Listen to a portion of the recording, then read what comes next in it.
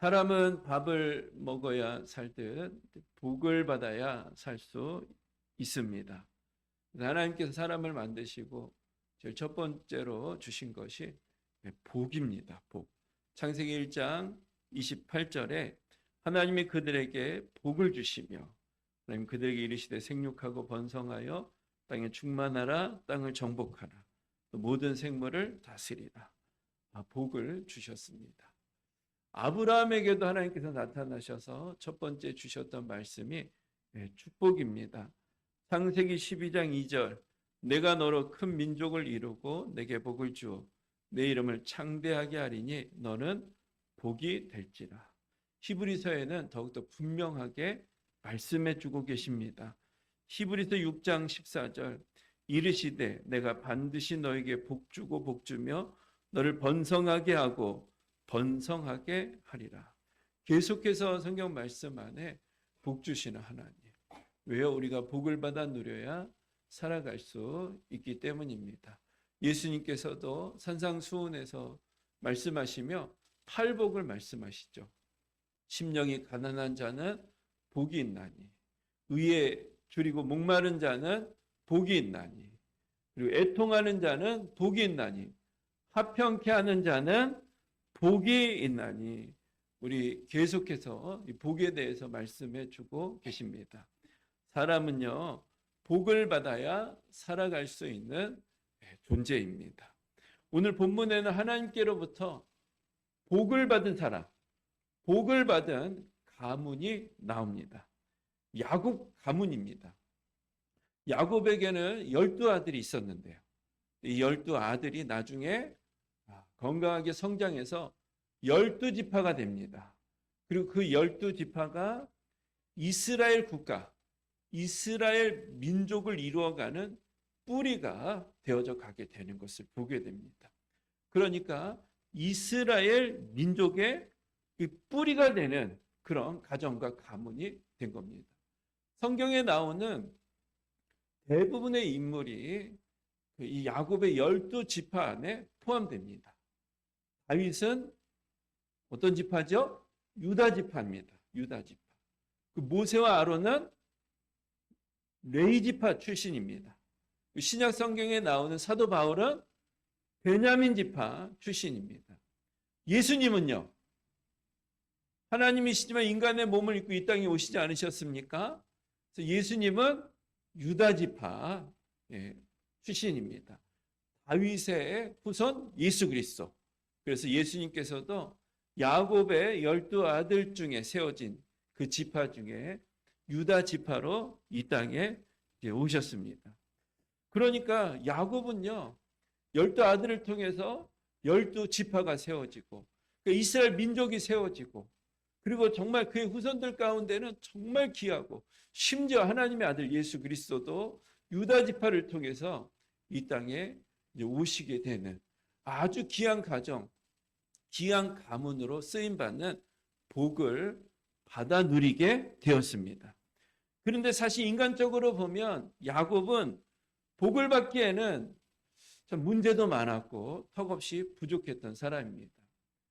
야곱의 아버지는 이삭이죠. 이삭에게는 첫 번째 아들이 있었습니다.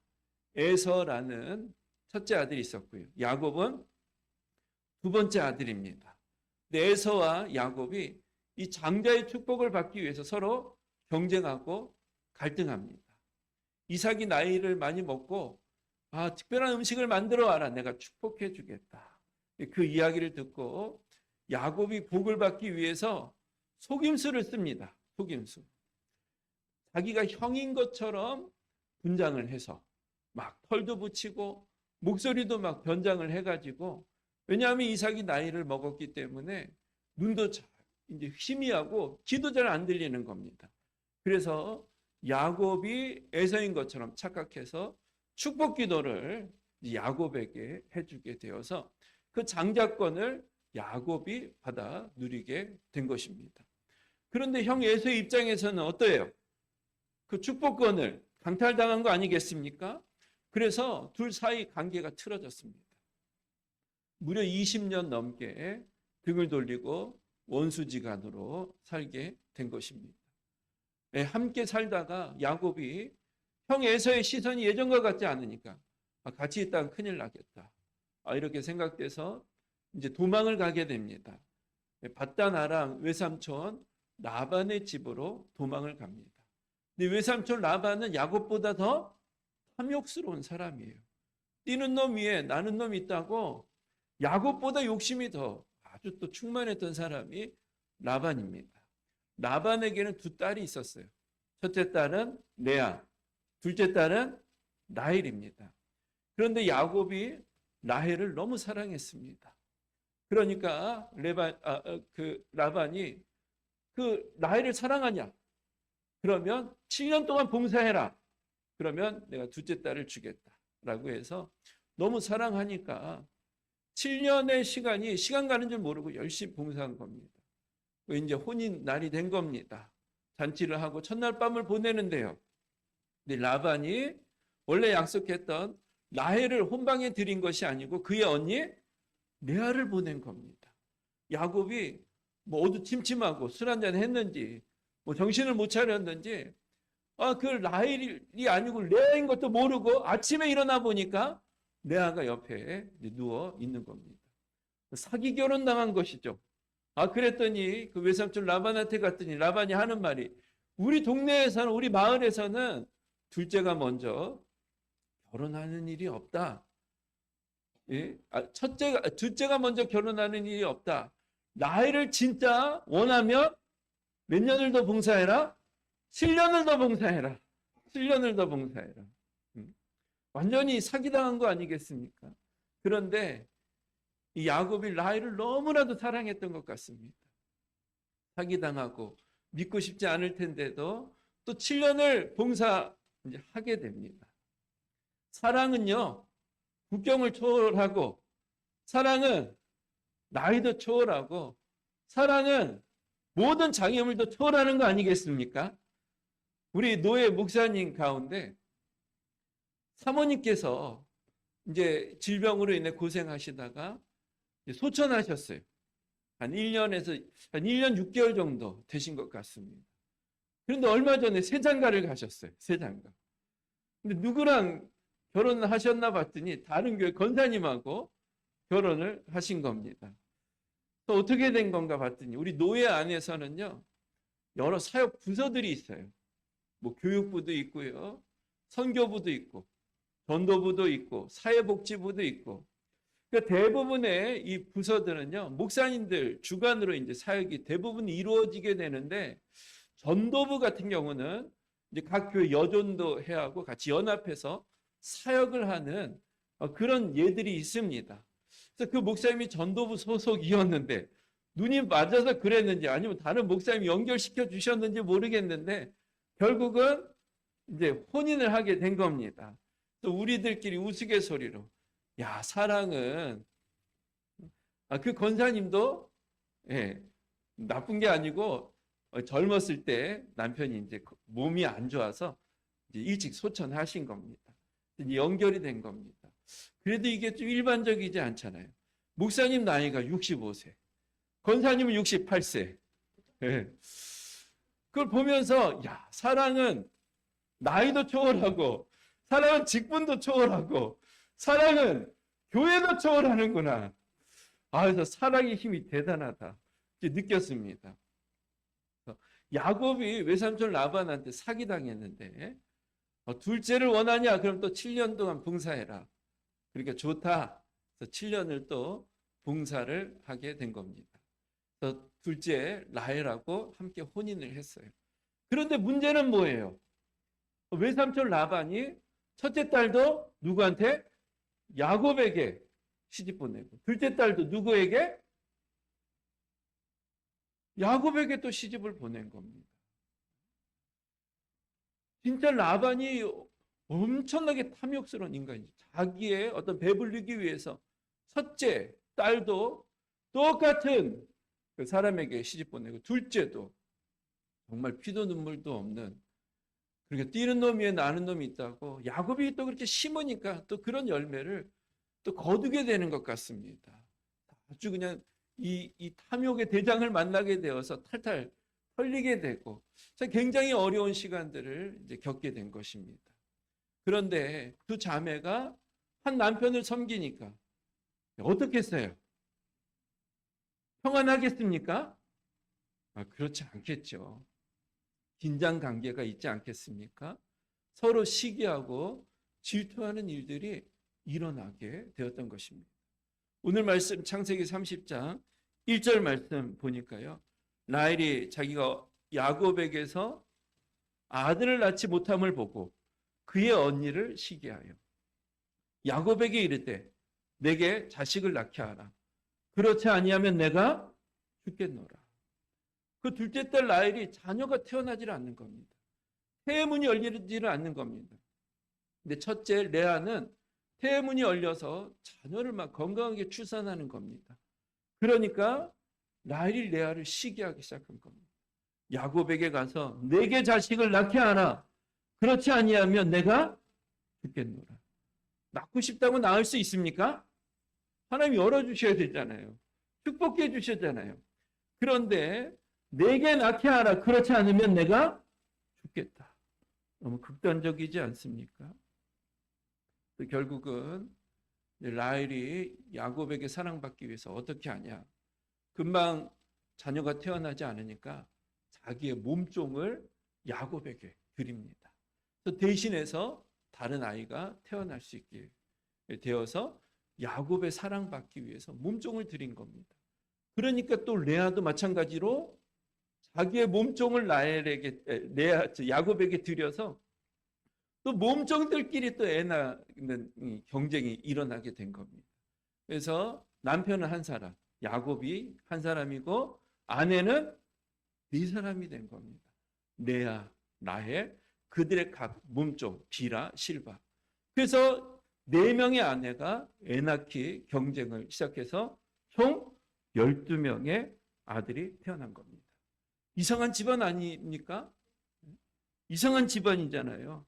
근데 이들이 12지파가 잘 성장하고 이스라엘 민족으로 세워져 가게 된 것입니다.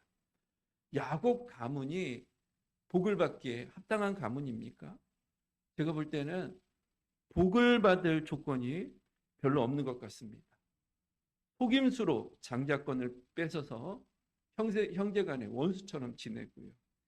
외삼촌 라반은 두 딸을 같은 남자에게 시집을 보냅니다.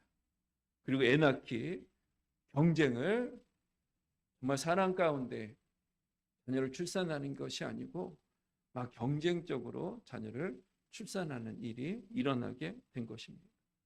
복받을 조건이 별로 없습니다. 그런데 신기한 것은 야곱 가문이 하나님께로부터 큰 복을 받아 누리게 되었다는 것입니다. 어떻게 된 것인가? 이유가 뭔가? 몇 가지를 같이 함께 나누고자 합니다. 첫 번째는요. 야곱 가문이 복을 받아 누리게 된 것은 하나님의 약속 때문입니다. 우리 함께 따라해 볼까요? 약속을 붙들자. 약속을 붙들자. 야곱의 아버지가 이삭. 이삭의 아버지가 누구죠? 아브람입니다. 아브람. 하나님께서 아브람에게 나타나셔서 약속해 주셨습니다. 창세기 12장 1절 2절 말씀 보면요. 여호와께서 아브람에게 이르시되 너는 너의 고향과 친척과 아버지의 집을 떠나 내가 내게 보여줄 땅으로 가라. 내가 너로 큰 민족을 이루고 내게 복을 주어 내 이름을 창대하게 하리니 너는 복이 될지라. 아브라함에게 나타나셔서 하나님이 언약하신 겁니다. 내가 너로 큰 민족을 이루게 하겠다. 내 이름을 창대하게 할 것이다. 너는 복이 될 것이다. 그러니까 아브라함의 아들은 이삭, 이삭의 아들은 야곱. 그런데 만약 야곱에게서 대가 끊긴다면 하나님의 약속이 성취될 수 있겠습니까? 안 되겠죠. 그렇죠?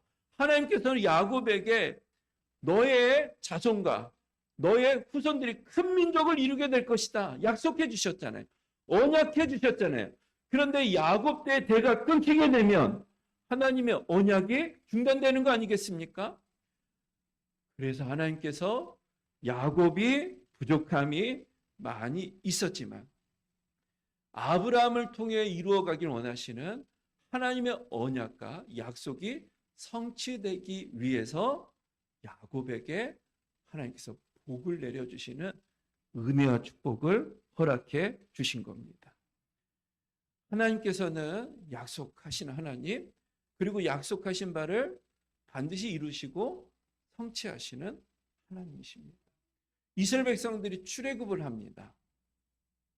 애굽에 종살이 하면서 출애굽을 해서 하나님께서 어디로 인도해 주시겠다고 하셨죠? 가나안 땅으로 인도해 주시겠다라고 약속하셨습니다. 근데 이스라엘 백성들이 출애굽해서 가나안 땅까지 인도하는 가정 속에 장애물이 굉장히 많습니다. 먼저 바로 왕이 자신의 정권을 유지하기 위해서 2살 밑에 모든 남자아이들을 죽이라 라는 명령을 내렸습니다. 그렇게 악한 왕입니다. 고난이 닥치니까 그럼 이스라엘 백성들을 보내주겠습니다.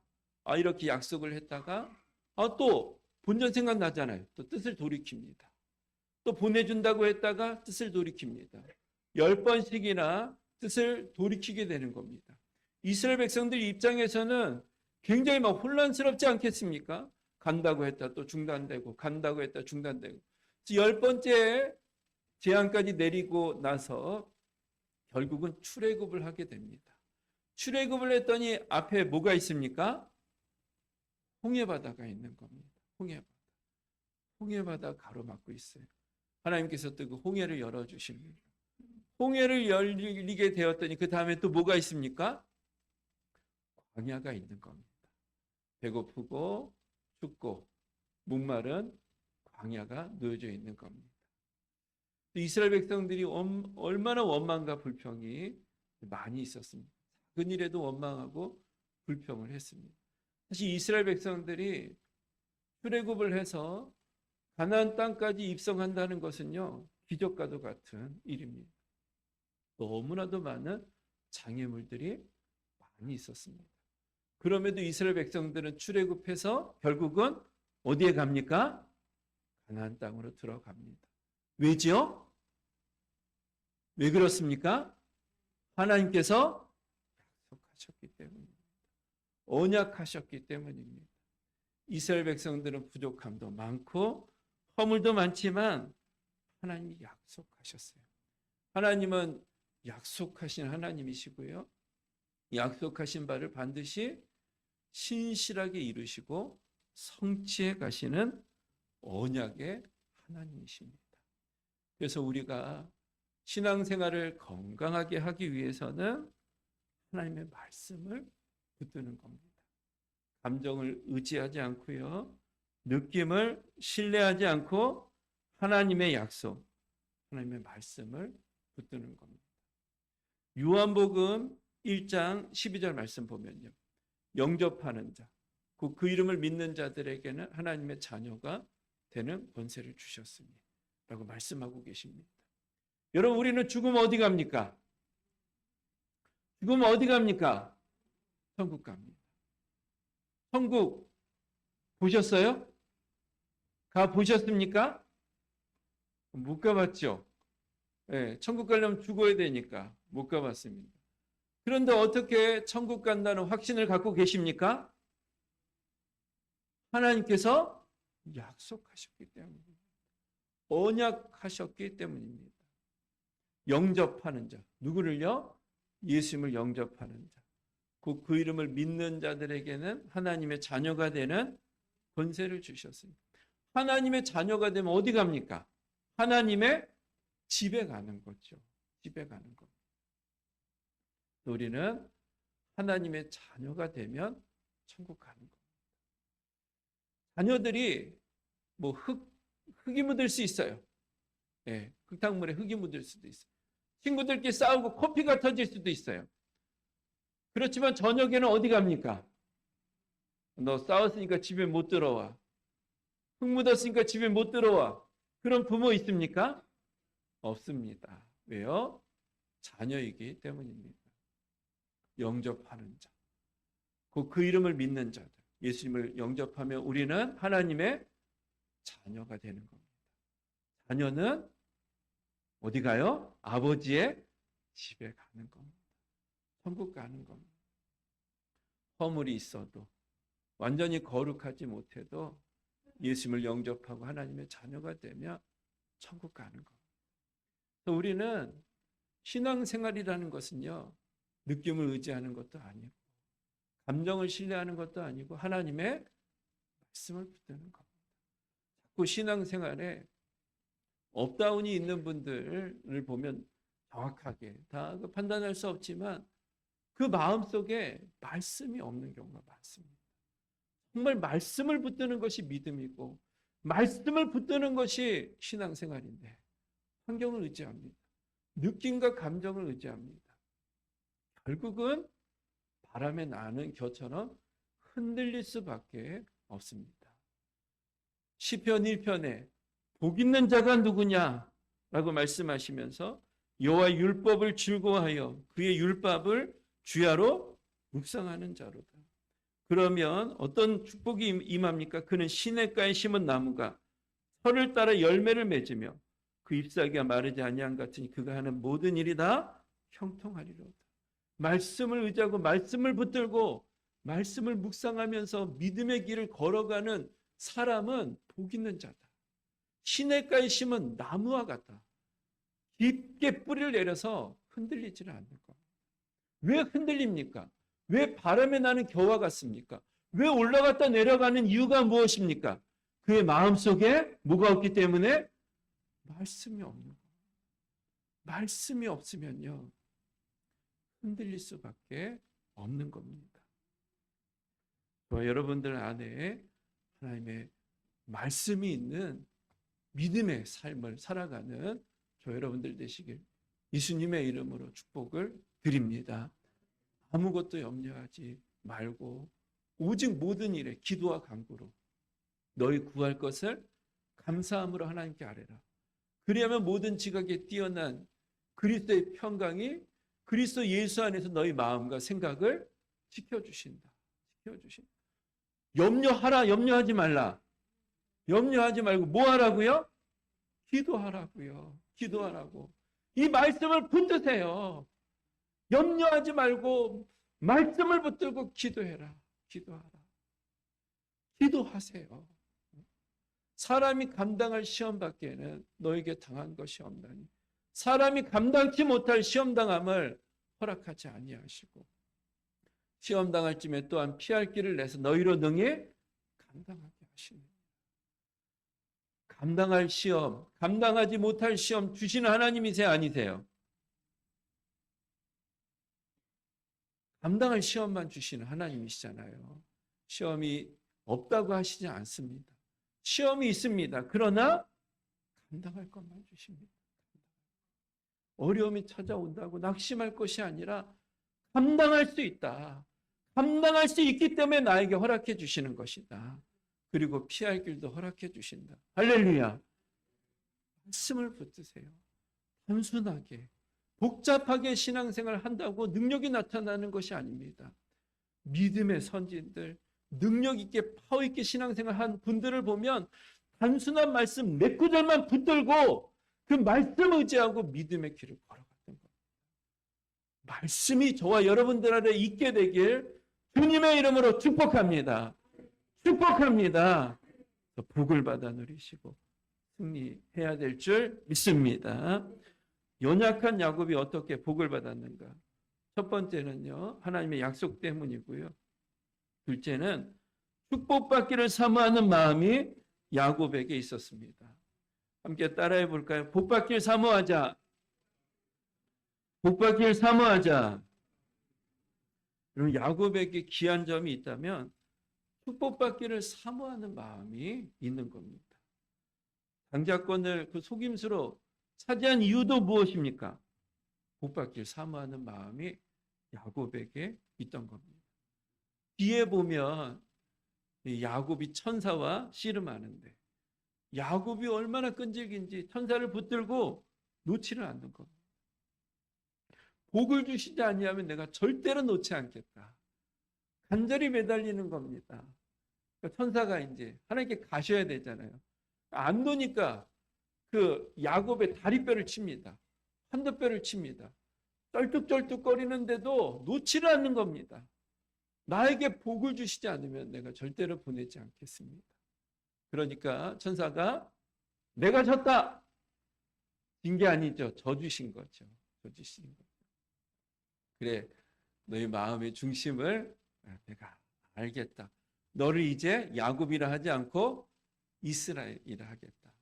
번역하면 하나님과 겨루어 이겼습니다. 그러니까 그토록 갈망했던 사람, 복받기를 사모했던 사람이 야곱이고요. 어떤 면에서는 이게 믿음입니다. 하나님께서 복 주셔야 내 인생의 길이 열린다. 하나님이 나를 지켜주셔야 내가 복을 받을 수 있다. 이게 믿음 아니겠어요?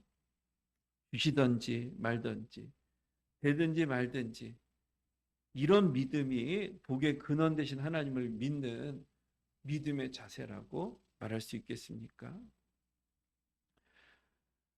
마태복음 11장 12절 말씀 보니까 세례 요한의 때부터 지금까지 천국은 침노를 당하나 침노하는 자는 빼앗느니라.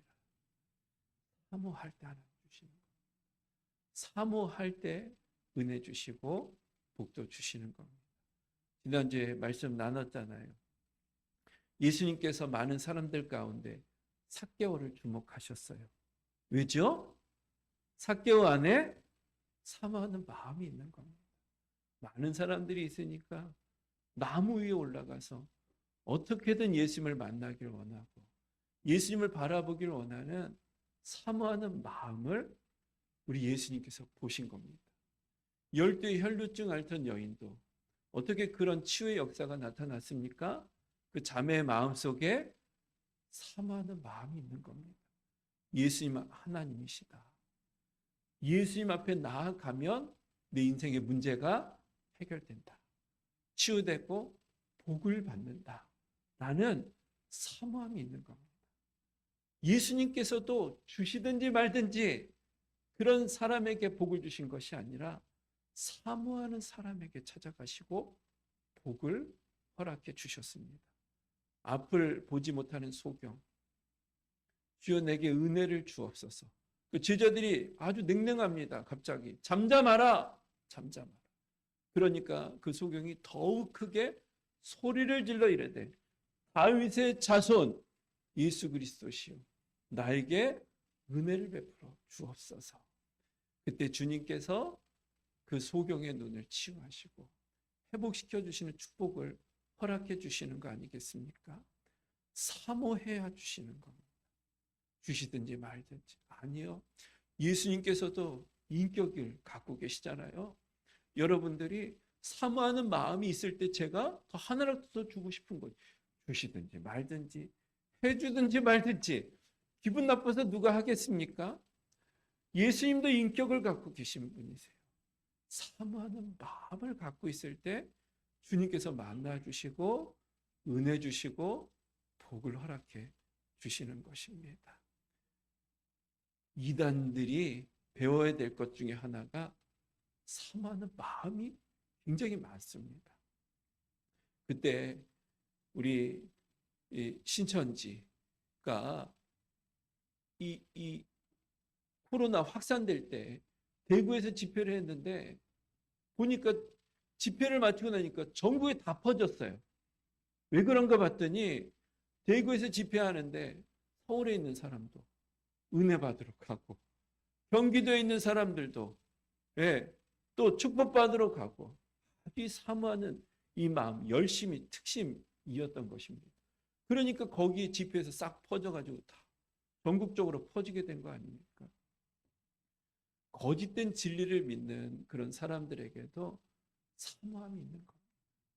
우리가 정말 생명의 진리를 믿는 우리들이 사모함이 없이 어떻게 하나님을 기쁘시게 해드리는 믿음이라 말할 수 있겠으며 사모함이 없이 어떻게 은혜를 받고 복을 받을 수 있겠습니까? 사모하셔야 돼요. 사모하셔야 돼요. 더욱더 하나님 앞에 나아가기 위해서 이왕이면 예배 시간에도 일찍 좀 나오시고, 이왕이면 앞자리가 복 있는 자리인 줄 믿으시길 축복합니다. 예배 나오시고 할렐루야 아멘으로 화답도 하시고 사모해야 은혜를 주십니다. 교회에 부흥회를 해도 모이질 않으니까 요즘은 목사님들이 어떻게 하면 모일 수 있을까? 부흥회로 해도 안 모이니까. 심령대 부흥회. 그래도 또 안 모이니까. 말씀, 심령, 사경, 대, 부흥회. 그래도 또 안 모여요. 그래도. 어떻게든 모이게 하기 위해서. 이렇게도 하고 저렇게도 하는데. 요즘 이 시대의 문제점 중에 하나는요. 사모하는 마음이 너무 약해졌어요. 사모하는 마음. 성경 공부 좀 제발 해주세요. 해주세요. 부탁하고 부탁해야 그것도 한번 하고.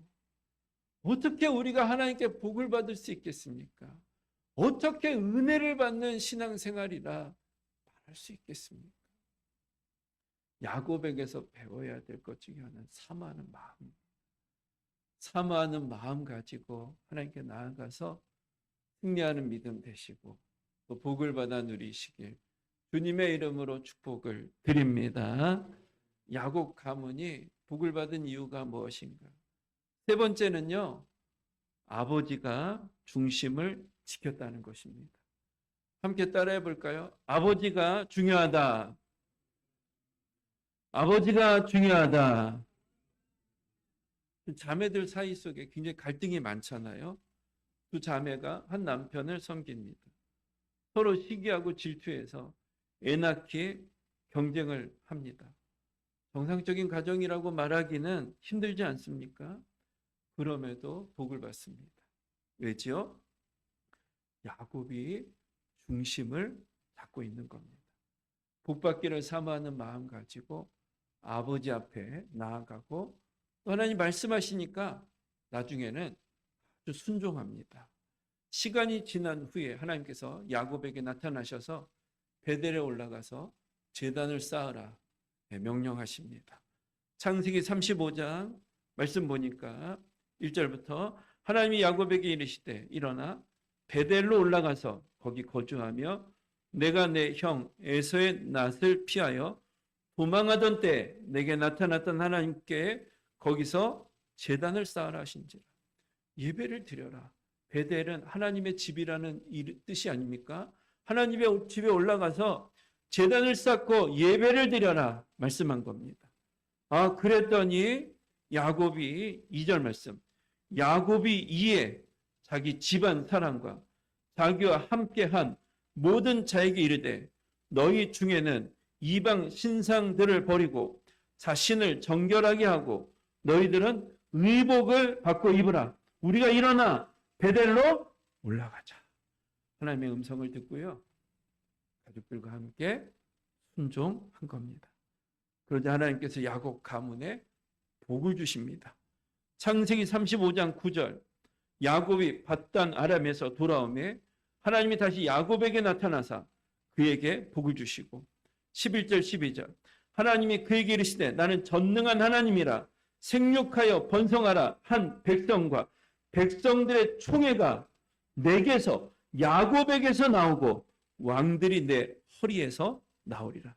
내가 야곱과 이삭에게 준 땅을 내게 주고 내가 내 후손에게도 그 땅을 주리라 하시고 야곱 이 한 사람이 건강하게 세워지니까 야곱 가족 전체가 복을 받아 누리게 된 것입니다. 자매들 사이 속에서는 여러 가지 문제점도 있고 갈등이 있습니다. 근데 야곱이 아버지가 중심을 잡으니까 하나님께서 자매들의 연약함이 아니라 그 아버지 야곱의 중심을 보시고 그 가정과 가문에 복을 내려주시는 겁니다. 그래서 여러분, 아버지가 중요합니다. 아버지가 중요합니다. 권사님들만 아멘 하시네. 네. 남자분들, 형제분들, 아버지가 중요합니다. 네. 아버지가 살면 가정이 삽니다. 그리고 왜 꼭 아버지입니까? 아내가 서면 복을 못 받습니까? 그렇지 않습니다. 그렇지만 하나님께서는 창조하실 때 질서를 만들어 놓으셨습니다. 팔은 2개, 다리는 2개입니다. 머리가 2개면 됩니까? 안 됩니까? 안 됩니다. 머리 한쪽은 오른쪽에 가자, 다른 쪽 왼쪽으로 가자. 그럼 어떻게 살겠어요? 머리를 이제 하나 만들어 놓으셨습니다. 둘 중에 한 분은 머리가 돼야 되지 않겠습니까? 하나님께서는 남자를 그 가정의 머리로 세워 주신 겁니다. 목사님 꼭 왜 남자만 머리여야 됩니까? 그건 저도 잘 몰라요. 누군가는 머리가 돼야 됩니다. 왜? 머리가 둘이면 결국은 갈등이 일어날 수밖에 없습니다. 가정 안에 서로 문제가 일어날 수밖에 없습니다. 어쨌든 머리는 한 사람이어야 됩니다. 남자를 하나님께서 머리로 세워주신 겁니다. 왜 남자인지 정확하게는 모릅니다. 알고 싶으면 나중에 천국 가서 하나님께 여쭤보시길 축복합니다. 하나님 알려주시겠죠. 어쨌든 가정의 머리로 남자를 세워주신 겁니다. 아버지가 믿음의 중심 위에 잘 서야 가정이 복을 받게 되는 겁니다. 아버지가 믿지 않든지 믿더라도 중심이 약하면 세워지다 또 넘어지고 세워지다 넘어지고 할 수밖에 없습니다. 왜? 아버지를 하나님께서 영적 지도자로 역할을 맡겨주셨는데 그 역할을 제대로 못하면 결국은 가정이 흔들릴 수밖에 없는 거 아니겠습니까? 저를 비롯해서 아버지가 중요합니다. 책임감을 가지고 있어야 됩니다. 내가 이 가정의 아버지다. 영적인 권위자다. 내가 살아야 가정이 산다. 이런 믿음이 있어야 됩니다. 그럼 어떻게 영적인 가장의 역할을 하면 좋을까? 2가지를 좀 나누고자 하는데요. 첫 번째는 자녀들, 가족들의 이름을 불러가면서 하루에 한 번만이라도 기도해 주시기 바랍니다. 배우자를 위해서, 자녀들을 위해서 이름 불러가면서 한 번이라도 하루에 기도해 주시기 바랍니다. 세상은 사건, 사고, 질병, 문제가 굉장히 많은 시대를 살아가고 있습니다. 그러니까 그 이름을 불러가면서 잠깐이라도 기도하는 것. 그 보호막을 쳐주는 겁니다. 오늘 하루도 안전하고 평안한 가운데 살아갈 수 있도록 보호막을 쳐주는 역할을 해주는 겁니다. 그 정도는 할 수 있지 않겠어요? 그 정도 할 수 있겠죠. 그리고 또 한 가지는 식사할 때 가족들이 함께 식사할 때는 아버지가 잠깐이라도 식사 기도를 하시기 바랍니다. 가정에 있던 밖에서 외식을 하던 잠깐이라도 기도하시기 바랍니다. 식사 기도를 너무 길게 하지 마세요. 식사 기도를 어떤 분은 창세기부터 요한계시록까지 5대양 6대주를 기도하는데 그럼 나중에 하기 힘들어요. 짧게 하나님 또 우리 가정에 좋은 음식 주셔서 감사합니다. 우리 누구를 축복해 주시고 누구를 축복해 주세요. 이 정도만 하시면 됩니다. 이렇게 기도하시고 축복해 주시기 바랍니다. 하나님께서 그 가정에 영적인 권위자로 세워주셨어요. 그러면 그 권위를 사용해야죠. 그래야 그 가정이 평안한 가운데 든든하게 세워져 가는 것. 이 정도는 우리가 할 수 있지 않겠습니까? 그렇죠? 아내랑 둘만 있을 때는 안 해도 돼요. 그때 또 했다가 뭐 너가 잘났다 내가 잘났다 그럴 수 있기 때문에 뭐 배우자랑 해서 같이 마음이 맞으면 축복기도 해주면 제일 좋고요. 또 그거 힘들면 뭐 그때는 안 해도 될지 모르겠지만 자녀들과 같이 식사할 때는 잠깐 하나님께 기도하시기 바랍니다. 하나님께서 영적인 권위자를 세워주셨으니까 그 역할을 감당하는 겁니다. 근데 아직 배우자가 예수 믿지를 않습니다. 그러면 어떻게 해야 됩니까? 그 아내가 영적인 권위자의 역할을 하시면 됩니다. 네, 남편이 아직 예수님 안 믿으면 누가 기도해야 돼요? 아내가 기도해야겠죠. 가족들 이름 불러가면서 남편 예수님 믿게 해달라고 기도하고, 하루에 한 번이라도 자녀들 이름 불러가면서 기도하고, 남편하고 얘기해서 그래도 식사할 때는 우리 같이 잠깐이라도 좀 서로 좀 축복기도 하자. 얘기가 되면 축복기도 하시면 됩니다. 그래서 남편을 또 세워가기 위해서 애쓰고 노력해 가셔야 됩니다. 청년들은요.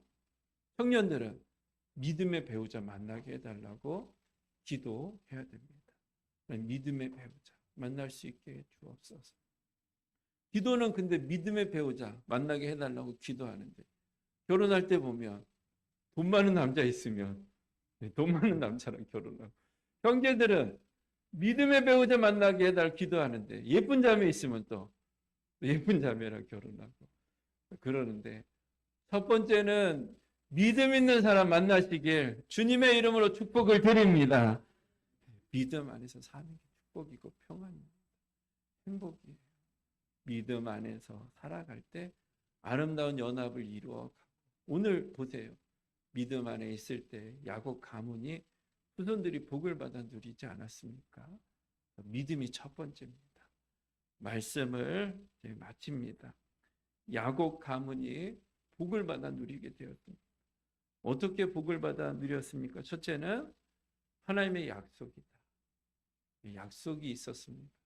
둘째는 사모함이 있었습니다. 사모함. 세 번째는 아버지의 역할이 중요합니다. 영적 권위자의 역할이 중요합니다. 그래서 이것을 우리는 훈련할 필요성이 있습니다. 말씀 붙들고 살아가는 훈련 해야 되는데 목장이 필요하다 생각합니다. 오늘 말씀 듣고 예배당 문 밖을 나가면 흐지부지 됩니다. 그래서 한 주간 말씀을 마음속에 새기고 어떻게 살았는지 목장에 모여서 함께 점검해 주는 겁니다. 나는 이 말씀 의지하면서 이렇게 순종했습니다. 같이 간증하고 도전을 함께 받는 그 자리가 목장인 것입니다. 그리고 음식을 놓고 기도하는 것도 훈련이 잘 안 됐잖아요. 그래서 목장 안에서 그런 훈련을 반복적으로 날깨락도 서로 함께 하면서 이 목장에 흘러가는 그 믿음의 영성이 계속해서 가정 안에 함께 흘러가는 것입니다. 같이 함께 기도하고 또 서로 섬기고 교제하면서 믿음의 교제를 나누면서 같이 함께 아름답게 세워져 가는 그런 공동체가 우리 안에 있을 때 시간이 지나면 조금씩 성장을 해나가는 겁니다. 말씀 듣고 끝 아무 변화가 나타나지를 않는 겁니다. 헌신대도 마찬가지입니다. 말씀을 듣고 목사님 내가 이번 한 주 동안은 이렇게 한번 순종하겠습니다. 작은 것이라도 한번 순종하겠습니다. 많은 사람들이 사모하는 마음 가지고 주님 앞에 나왔을 때 역사가 일어나지 않았습니까?